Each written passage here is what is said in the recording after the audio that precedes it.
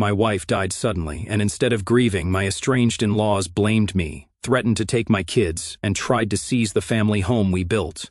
Amidst my grief, I lost my wife last month. I still cannot believe it as I am writing this, because I still feel like she is here with me every day. I'm still hoping that I might wake up tomorrow and realize it has all been a very bad dream. I received a call, but it wasn't the usual kind. It was an unexpected video call from my 7-year-old son. It happened in the middle of the afternoon on a Wednesday while I was still at work. I noticed the incoming call from his iPad, and when I answered, I found him on the other end looking grim. I asked him, "What's wrong, buddy?" He replied that something was wrong with Mommy. I asked him to give the phone to my wife, and he walked toward the living room, turning the camera to face her.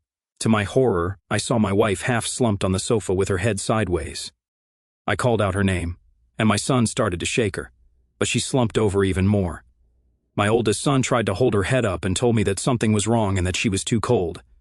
Clearly, she wasn't responding, and her complexion looked very pale. Without a second thought, I shouted her name and hastily made my way out of the office, ready to rush home. Our plan with my boys was always to head to a neighbor's in an emergency, so I quickly told them to run next door, assuring them I would call right back. Dialing, I shared our location and explained the situation. My workplace was about 25 minutes away from home. The drive felt like an eternity, yet strangely, it also felt like mere seconds, if that makes any sense. I called the boys back, and they answered while knocking on the neighbor's door. Fortunately, my neighbors answered, and my sons explained the situation to them. Immediately, they all hurried over to our place to help my wife. I remained on the call, and my son informed me a few minutes later that the police had arrived. With about 15 more minutes of driving, I pulled in and spotted my sons talking to a few officers in the yard while my neighbors stood there, looking distressed. There were 2 ambulances, and what felt like a fleet of police cars. I hurried over, and my neighbors walked toward me, trying to explain the situation and how they were too late. I approached the scene slowly and asked the first paramedic if everything was okay. He apologized, explaining that my wife was too far gone and that there was nothing they could do. Seeing her lifeless body, I felt like my world went numb. I was too shocked to speak. I sat down next to her, cradling her head, refusing to accept that she had gone. I don't remember what was happening around me, but all I know is that I felt pain in degrees that I can't even write about. The worst part was that my poor little boys had found her. Something had happened to her suddenly, and we wouldn't know anything until the toxicology was complete. The paramedics assured me that, from the scene, it didn't seem like there was any foul play and asked me questions about my wife's health. I told them how my wife had been facing severe headaches recently, but we chalked it up to migraines. They assured me that we would be getting an answer soon after their tests and took my wife's body away. My boys came and told me how they found her on the sofa, thinking she was just sleeping. They went out to play and returned later, but she hadn't moved and they couldn't wake her up. It broke my heart that they had to walk around her for an hour or more. That part bothered me the most. The kids were stronger than me. I was a mess, trying to say the right things.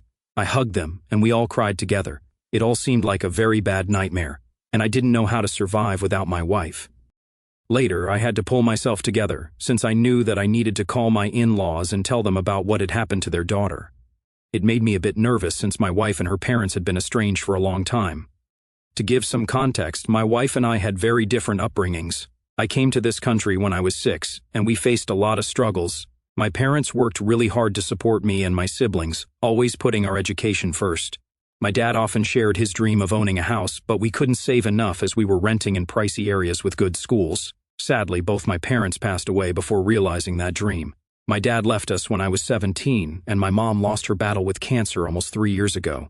My wife grew up fairly wealthy, attending private schools, wearing designer clothes, and taking 3 to 4 international vacations per year, flying first or business class the whole way. I was able to attend college thanks to student loans, scholarships, and part-time jobs, which delayed my graduation a bit, while her parents were able to fairly easily cover all expenses themselves. However, I'm the last person to say that my wife hasn't earned everything she's gotten. She was an extremely intelligent person, and besides funding her education, her parents were in no way responsible for her accomplishments. My wife and I crossed paths 6 years ago when we both landed jobs at the same company. We started in the same position simultaneously, right after graduating from college. Almost instantly, we hit it off, and it didn't take long for us to begin dating. Although we both still worked for the same company, I climbed the career ladder a bit more rapidly than she had, and made over twice what she earned. The situation allowed me to tackle my student loans aggressively. Once those were paid off, I redirected that effort into saving for a down payment on a house, an endeavor driven by a desire to fulfill my parents' dreams. When I knew that I was financially comfortable enough to start a family, I decided to propose to her. She was overjoyed and said yes. The next weekend after I had proposed to her, we decided to meet with her parents to share the happy news with them. They were happy as well and announced out of nowhere that, for a wedding present, they were going to give us a house. My wife was so excited, and although I was also happy, I wanted to know the details as well. Pretty quickly, her parents then told us that the house would be in her name only, and that they expected us to sign a prenup to protect any and only pre-marriage assets, just in case I was marrying her for money. I felt insulted by the implication that I was after their money, especially considering I earned more than my wife. Our financial approach had always been shared.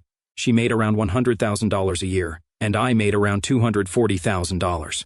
We split expenses according to our incomes, with me covering about 2/3 and her contributing about 1/3. This arrangement was set to continue after marriage. Moreover, if she got pregnant, I was ready to take on the entire financial responsibility to ensure no burden fell on her. I shared this plan with my in-laws, but they felt like I was not good enough for their daughter. This really hurt me, but it didn't entirely surprise me because the truth is my in-laws have never liked me from the moment they met me. I have no idea what I did to make them dislike me so much. I'd always been polite to them, so I didn't know what their problem was with me. For example, they didn't really seem to have any interest in talking to me, and I was even once given a backhanded comment by her mother that I wasn't good-looking enough for her daughter. Maybe that may have been true, but I loved my wife and compensated by being a responsible and loving partner to her always. I always tried my best when I was around my mother-in-law and father-in-law to get to know them as best as I could, but sadly, they never saw my efforts. My wife had noticed this as well, and had tried to talk to them several times over the years, but they never changed. I even know that once my in-laws tried to talk my wife out of being with me and told her to keep looking for a better partner than me. Fortunately, my wife never cared about their opinion. Coming back to the prenup issues, my wife was offended as well, and she protested against this unequal treatment. However, her parents remained firm. The argument escalated when they started pointing out my humble beginnings, suggesting she should be cautious about our relationship. This deeply offended both of us. Despite my wife's efforts to stand up for us, her parents continued to demean me and insisted on their conditions. As the argument intensified, in frustration, my wife declared that she didn't want any gifts from her parents. Furthermore, she announced that we would save and purchase our own house together. I nodded in agreement, supporting her decision. This declaration offended my in-laws, and their tone shifted to blame. They pointed fingers at me for refusing to sign the prenup, claiming that my stance was creating discord between them and their daughter. The atmosphere became increasingly hostile, with their accusations ringing in the air. Despite attempts to calm the situation, my in-laws continued to berate me, raising their voices and refusing to listen. Faced with their unyielding stance and the escalating tension, we had no choice but to make a difficult decision. We walked out, leaving them behind as they continued shouting at us. Since then, we haven't been in contact with them. The tension and disagreement led my wife to implement a complete no-contact policy with them. Despite the family ties, the emotional strain and differences proved too challenging to bridge. Years passed since we ever talked with them. Over the years, we did buy a house together and went on to have 2 handsome sons. Now that my wife had passed away, I needed to contact my in-laws and give them the devastating news. When I told my mother-in-law, she couldn't believe it at first and then started to blame me. She was yelling that it was my fault, that I killed her daughter, and that she was going to make me pay for it. I never thought that she would support or comfort me at these trying times, but I also wasn't expecting her to react this way. I also had tried to inform my father-in-law, but he didn't pick up my call, so I hoped he would hear the news from my mother-in-law. The next day, they showed up at my doorstep unexpectedly. They started yelling at me in front of my sons that I had killed their daughter and that they were never going to forgive me for it. My sons, who had never met their grandparents, looked at them wide-eyed in shock. I tried to calm them down, but my father-in-law yelled that I didn't deserve to marry his daughter and that I should have just left her alone. My mother-in-law, on her part, kept wailing and shouting at me. They never once bothered to notice the frightened expressions on my dear boys who looked devastated seeing my wife's parents blame me for her death. At this point, I had no other choice but to call the police on them. When the police arrived, my mother-in-law and father-in-law rushed to accuse me of murdering my wife. The police officers looked at me quizzically, and I calmly explained to them how my sons had found her body and how we had contacted them immediately. The officers questioned my sons for a bit, and they answered them honestly. After that, the officers tried to explain to my in-laws that there was nothing they could do at this point, and that they needed to wait for the toxicology or autopsy result. The officers asked me if I wanted to press any charges on my in-laws, but I refused. I requested them to just take them out so my sons and I could grieve in peace. Later, a doctor contacted me and told me that the first results of the autopsy of my wife revealed the cause of death to be a brain clot, an unexpected blood clot that had blocked her brain. The doctor basically told me that my wife had no chance to survive, and I could have done absolutely nothing. After I got a copy of the results, I called my in-laws again just to inform them about the results. They listened to the results and seemed a bit calmer, so I thought that they would be okay with me after that. The next thing we clashed on was the funeral. My wife and I never really talked about death because we didn't think so long-term about it. However, I remembered that once, when we attended the funeral of someone last year, my wife said how she would like an outdoor funeral with nature rather than an indoor one, as it seemed too formal and sad. Following my wife's preference for nature, I suggested a simple outdoor ceremony in our backyard with the flowers and trees that she had spent years growing. The goal was to make it peaceful and thoughtful, aligning with her love for the outdoors. But my in-laws strongly disagreed. They wanted a regular funeral at the local church, highlighting the significance of their religious customs and the comfort they felt in that setting. I refused, telling them how my wife had wished for this, and it was important for us to honor her wishes. She was not that religious, hence, I didn't want to listen to my in-laws' demands. This infuriated them. My mother-in-law told me that I had no right to do this to her daughter, and that I needed to stop meddling in her funeral. My father-in-law also started to accuse me of how I clearly never loved my wife, and that I probably killed her for her life insurance because of our mounting pressures in marriage. I scoffed and informed them that we were quite happy in our lives with our 2 boys, so we had absolutely no tension. I assured them that whatever happened to her was indeed completely unexpected but had nothing to do with any household or marriage stress whatsoever. I stuck to my idea and insisted on an outdoor ceremony despite their arguments. As if these arguments weren't enough, my in-laws continued to fight with me over the days for unnecessary things when I was organizing the funeral music, the guest list, and the coffin. They didn't want certain people to attend since they didn't talk to them anymore, but I shut them down. I told them that it was a funeral for my wife, and she would have wanted these people to be there. Everyone who wanted to say goodbye to her for the last time was welcome, and I wasn't going to ban anyone from attending. I could see the resentment on their faces, but there was nothing they could do. The day finally arrived when it was the service for my wife, the beautiful mother of my boys. Part of me wanted to get it over with, but another part wondered if I could handle it. The boys gave me strength. A lot of people turned up, and it was incredible to see how much she was loved. Some of my close friends and family, seeing the state I was in, offered to clean up around the house, or help me in any way that they could. It was powerful to see that with my own eyes. Yet I felt so helpless and guilty when my friends cleaned up my house. The most random words or things I saw made me cry uncontrollably. I had to ask my friends multiple times during the funeral if it was all a dream, literally questioning my sanity, only to realize I felt the heartbreak in my chest. After the funeral, I just lay on our bed, where the boys had slept each night since. I was surrounded by my wife's clothes, jewelry, and a phone that continued to vibrate with spam messages and emails. I couldn't help but break down crying. A few days later, we had to go and meet with the lawyer to discuss my wife's will. As the lawyer read through the document, it became clear that my wife had left what she had to me. My mother-in-law and father-in-law, listening to this, completely lost their minds. They started to accuse me of killing my wife for the money, labeling me a gold digger. I couldn't believe their words. Their reaction was not only hurtful, but also completely unfounded. The pain of losing my wife was already overwhelming, and their baseless accusations only added to the heartache. They somehow believed that their daughter would have lived if she hadn't married me, that she died because of the life with me. I understood that they were hurt, and that they had lost their daughter, so despite all the tension, I tried to hold my tongue as much as I could, understanding their grief was clouding their judgment. But I didn't deserve this attitude. I loved her too. I told them firmly that it wasn't fair for them to blame me for my wife's death continuously, and that I was financially capable enough, so my wife didn't have to leave anything for me.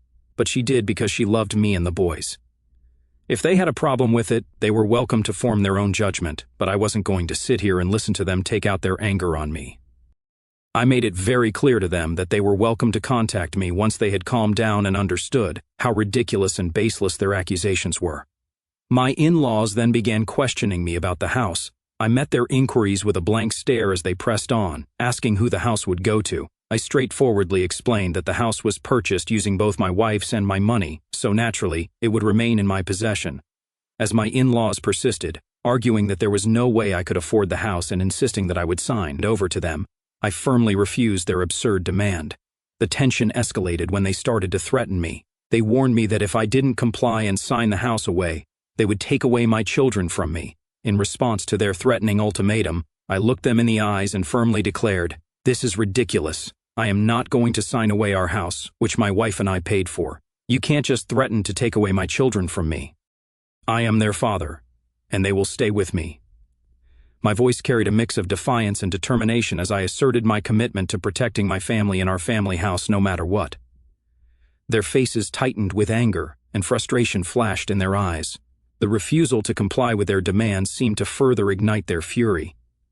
They exchanged heated glares and retorted sharply, unwilling to back down from their position.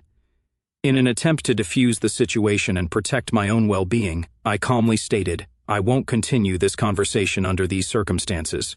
We need some time apart to cool off, and you both need to think about what you are asking of me. I am not giving you my house no matter what you do." Without waiting for a response, I chose to leave the tense environment, hoping that a break would pave the way for more rational discussions in the future. Unfortunately, just a week ago, I received a letter from my late wife's estranged parents, demanding that I sign over the house to them or face legal action. They claimed that, as the rightful grandparents, they should be the ones to raise my children in the home their daughter loved. I am shocked and heartbroken. I never imagined that my grief would be compounded by a legal battle for my own children. I have consulted with a lawyer, and they've assured me that legally, the in-laws have no grounds to demand the house. However, the emotional toll of this threat is draining me. I'm not sure how to navigate this situation. My wife and I worked hard to build a life together, and I want to provide the best possible environment for our children. I'm willing to share custody if the situation worsens, but the idea of losing our family home is unbearable since my boys grew up here all their lives, and we don't have anywhere else to go. Have any of you been through something similar? How did you handle it? Was I in the wrong to my in-laws in any way for them to take such an extreme step? I'm desperate for advice, support, or even just some honest opinions to get through this difficult time. Update 1. Hey Reddit, I appreciate all the support and advice that poured in after my initial post. It's been a rough journey since my wife's passing, and the situation with my in-laws has only escalated. I just wanted to give you all a quick update. After receiving their threatening letter, I decided to follow my lawyer's advice and not engage in direct communication with my in-laws. Instead, I focused on providing a stable and loving environment for my children during this challenging time. They've been my priority, and I'm trying to focus on spending time with them. In the meantime, my lawyer prepared a response to their legal threats, outlining the reasons why their demands had no legal basis. The letter was sent, and now we're waiting for their reply. It's a stressful period, but I'm trying my best to stay strong for my boys. Update 2. Hello again, Reddit. It's been 4 months since my last update, and I wanted to share a significant development in the ongoing saga with my in-laws. I couldn't update you before these legal proceedings concluded, and I'm relieved to provide you with some positive news finally. After our lawyers exchanged letters and attempted negotiations, it became clear that my in-laws were determined to pursue legal action. Consequently, we found ourselves in court, where our respective legal teams presented arguments regarding the custody of my children and the ownership of the house. The legal battle was intense, with emotions running high as both sides made their case. My lawyer had meticulously prepared our defense, presenting evidence of the joint ownership of the house and highlighting the stable environment I provided for my children. I had proof showing how my wife and I bought this house without any financial help from the in-laws whatsoever. We also emphasized the lack of legal grounds for my in-laws' claims and how they had never been involved in our sons' lives.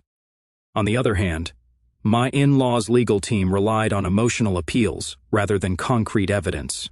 The judge, seemingly unswayed by their emotional arguments, requested clear documentation to support their claims.